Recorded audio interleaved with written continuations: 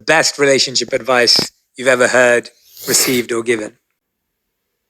Make a list of the things that are truly important for you to find in a partner, and then be that list.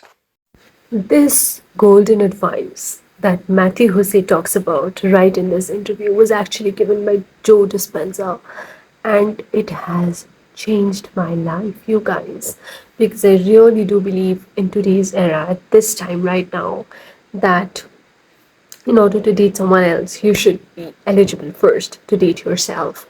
And this advice has done wonders to make my life alive. I am for a fact telling you, and this is like literally mark my words and treat them like gospel when I say it to you, that if you cannot date yourself, you are not worthy of being dated. You have not healed enough. All right. I remember when it comes to my dating life, I used to be someone who was too needy, too clingy, too insecure, and everything, and I hadn't healed myself. And that kind of really reflected in my relationships. And now that I have healed, I think I've come to a completely different extreme where I'm like, I don't care about anything. I am so detached. Like, if the other person calls me, if the other person talks to me, then I reciprocate, but I don't initiate, which I have to work on.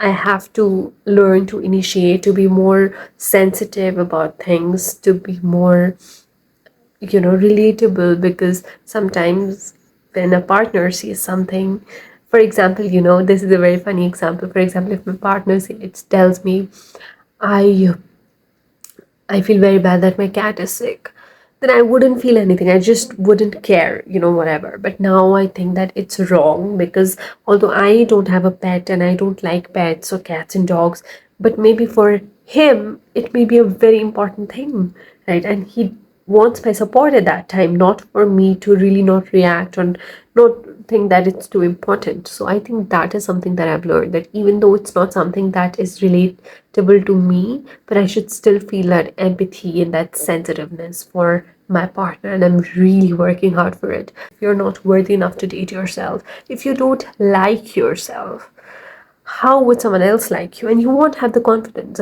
as well.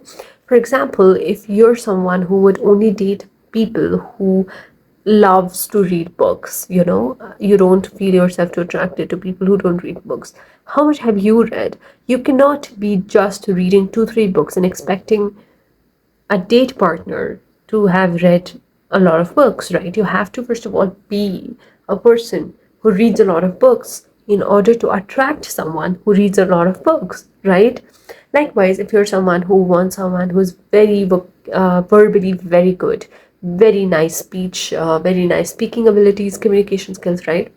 Then you have to be someone who is also very good at debating and counteract with the other person. Someone who likes music, right, and who would want to date someone who is interested in music, then you should at least know, if you don't know how to play, then you should at least know about musicians like Mozart and these Yiruma, or these big musicians, Beethoven, and the music that they have played and stuff, so that you can have something to talk about. You are knowledgeable.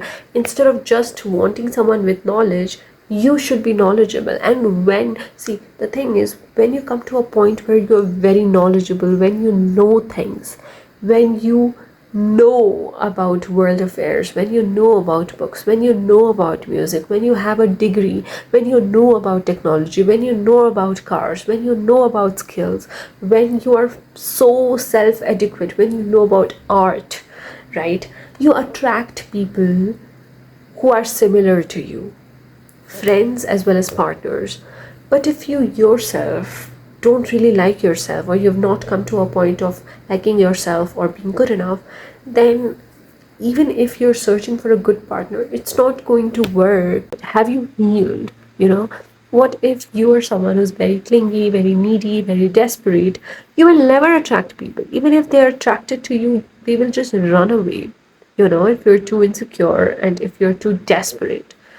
I think the best kind of relationships happen, the most healthy kind of relationships happen when you're not desperate. When you're like, okay, I trust God.